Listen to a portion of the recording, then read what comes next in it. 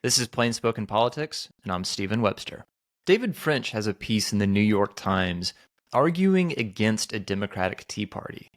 In fact, the title of his piece is "The Last Thing Democrats Need is Their Own Tea Party."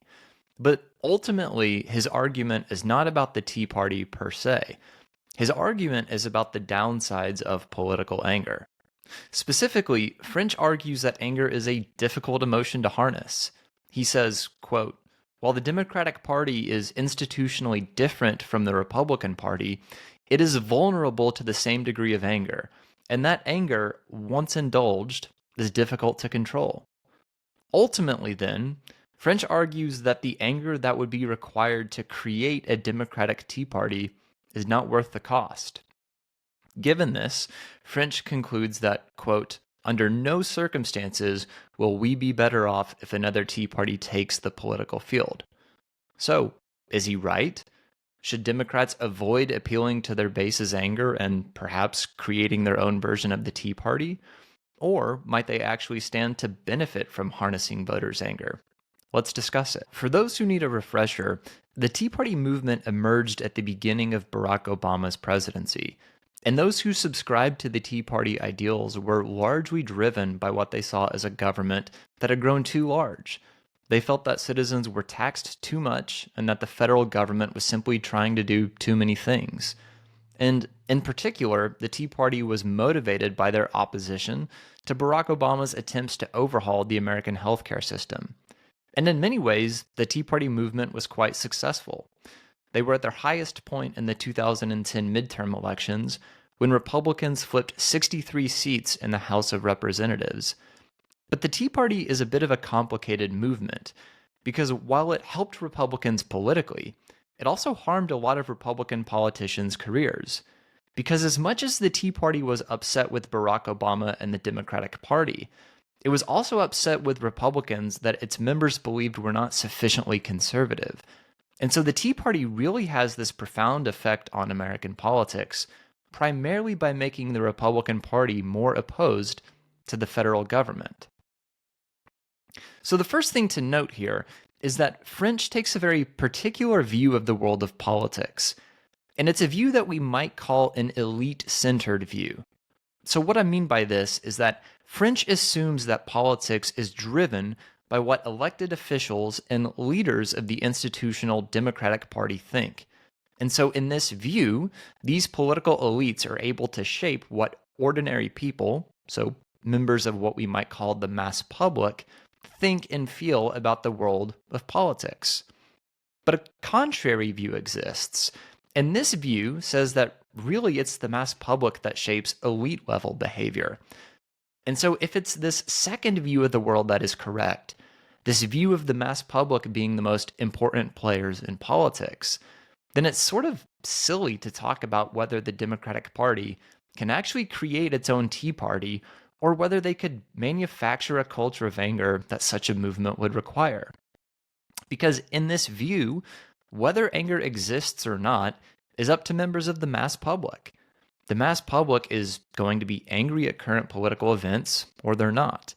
But whether they're angry is primarily up to them. And there's reason to believe that this anger already exists. A poll that came out last year from the McCourtney Institute for Democracy, this is from Penn State University, found that 91% of Americans could identify at least one thing that made them angry about politics. That's a large percentage. So there's clearly lots of people in this country who are angry about politics. But it's not just the fact that Americans are angry about politics. We appear to be angry to a considerable degree. This same poll asked those individuals who said that they could identify something about politics that made them angry, how angry that thing actually made them. And what these researchers found was that 75% of those people who said that they could identify something that made them angry were either extremely angry or very angry about that thing. So members of the mass public are already angry, and considerably so. What this means is that the institutional Democratic Party doesn't really have any ability to create more anger than already exists. The question is whether the Democratic Party is going to harness that existing level of anger for their own benefit. Now, one area where French is correct is pointing out that there can be some unintended consequences of voters' anger. Some of my own research has shown that anger can cause Americans to become more distrustful of the national government, and it can also cause them to weaken in their commitment to some key norms that underpin a healthy and functioning democratic society. And perhaps just as troubling, political anger can spill over and affect how we interact with one another in apolitical settings. So when people are angry at the opposing political party, they tend to engage in a set of behaviors that produce what we call social polarization. For example, when people are angry at the opposing political party, they're less likely to have coffee or a meal with somebody whose political views are different from their own. They're also less likely to help their neighbor who supports the other party with various tasks, such as watering their houseplants or watching over their property when they're out of town. And anger also causes Americans to be more likely to end relationships with family members and friends whose political beliefs are different than their own. So French is certainly correct to note that anger is difficult to channel and that there are indeed some spillover effects of our political anger. On the other hand, there are some real benefits of voters' anger for politicians seeking to either retain elected office or win elected office. So, one thing to note about anger is that it tends to increase Americans' likelihood of participating in a whole range of political activities. In many ways, anger serves to get Americans off the sidelines. It's a catalyst for participation across a range of settings. And that creates a strong incentive for Democrats to appeal to their base's anger. But perhaps the most important benefit that Democrats could derive from playing into voters' anger is that it can help them at the ballot box. So, one thing that we know about anger is that it leads to loyalty during election season. An angry voter is a loyal voter. The angrier one is at the opposing political party, the more likely they are to remain loyal to their own party. So for Democrats, if they can really tap into this anger and perhaps turn the dial up on voters' anger, so to speak, they're increasing the odds that their voters cast a loyal ballot for their candidates up and down the federal electoral system. So for a party that is in many ways in the political wilderness right now, and that is seeking to make a comeback in next year's midterm elections, there's some really strong reasons to tap into voters' anger. On top of this, there are some potential risks for Democrats for not tapping into the emerging anger among their base.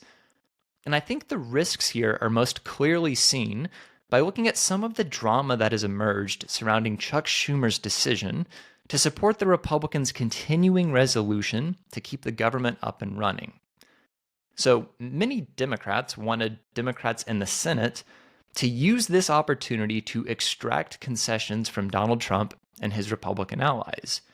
And the idea here was that if Republicans don't give Democrats some of the things that they want legislatively, then Democrats would not give Republicans the votes that they needed in order to keep the government funded and in operation. Now, Chuck Schumer had a different idea. Chuck Schumer decided to use his voice and use his influence as the Senate Minority Leader, the leader of the Democratic Party in the Senate, to give Republicans the votes that they needed to keep the government up and running. And the blowback here for Chuck Schumer was quite severe. His colleagues in the House of Representatives, as well as Democratic voters throughout the country, were quite upset with his decision to help Republicans pass this continuing resolution. In fact, the anger was so severe that Chuck Schumer actually had to cancel a planned book tour. He didn't want to face voters' ire. Now, Chuck Schumer and Democrats might be able to get away with something like this every once in a while. But I think there's a risk for Democrats here. And the risk is that if they continue to ignore voters' anger, then there might be some blowback that they face. Voters might become so angry with Democrats that they actually become disenchanted with the party. They may see a mismatch between their anger and the behavior of elected Democrats. And if that's the case, then some of the voters that Democrats most need in order to make their way out of the political wilderness might actually stay home when Election Day arrives. So, altogether, this creates plenty of incentives to appeal to the anger that already exists among the mass public. I think the Democratic base right now is quite upset with the Trump administration and Trump's Republican allies in Congress. And so I think Democrats, contrary to what David French is saying in his New York Times piece, actually have a really strong incentive to appeal to the anger that might potentially animate a Democratic Tea Party. If Democrats are primarily concerned with winning seats in next year's midterm elections, then appealing to voters' anger is one of the best moves that they could make.